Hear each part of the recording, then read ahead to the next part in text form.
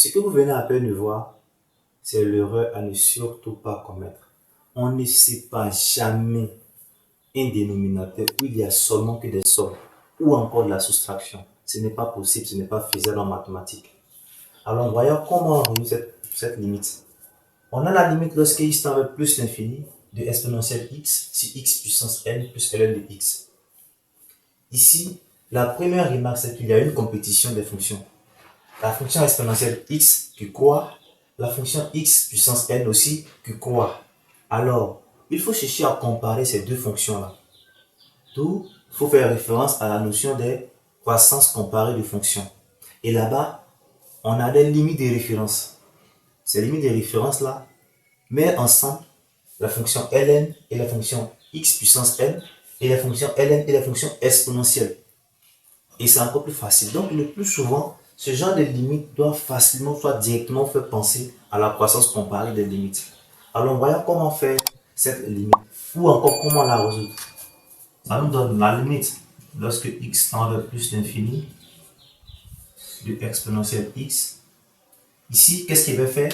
Il va chercher à factoriser par x puissance n. Pourquoi je le dis? Alors, on voit ici des limites de référence. Elles nous disent la limite lorsque x tend vers plus l'infini de ln de x si x exposant alpha s'annule.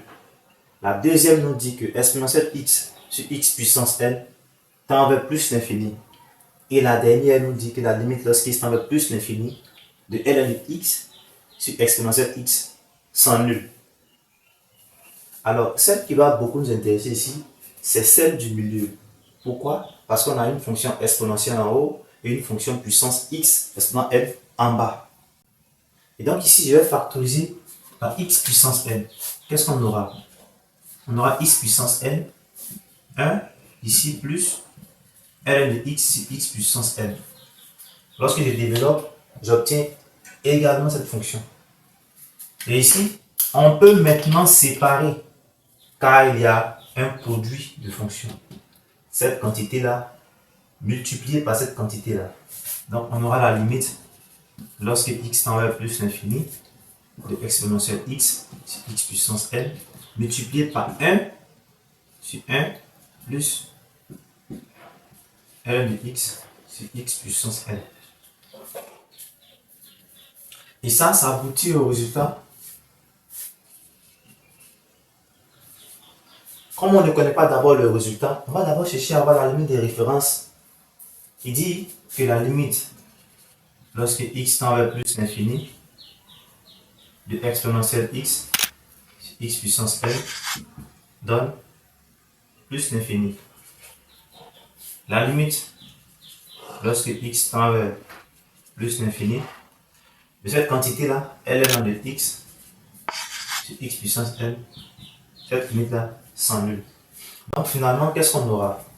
Si on remplace, on aura cette quantité-là qui nous donne plus l'infini multiplié par, au numérateur on a 1, au dénominateur on aura 1, plus cette quantité-là nous donne 0. Ça fait 0 ici. Et finalement, on aura plus l'infini qui multiplie 1 sur 1. Ça fait plus l'infini. Et donc, il faut que cette limite-là est égale à plus l'infini.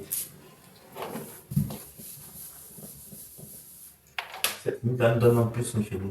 En conclusion, il faut dire que la limite, lorsque x tend vers plus l'infini, de exponentielle x sur x puissance n plus ln de x nous donne plus l'infini. Si vous avez aimé cette séquence, n'oubliez pas de vous abonner, de commenter et d'activer la cloche de notification pour ne rien rater.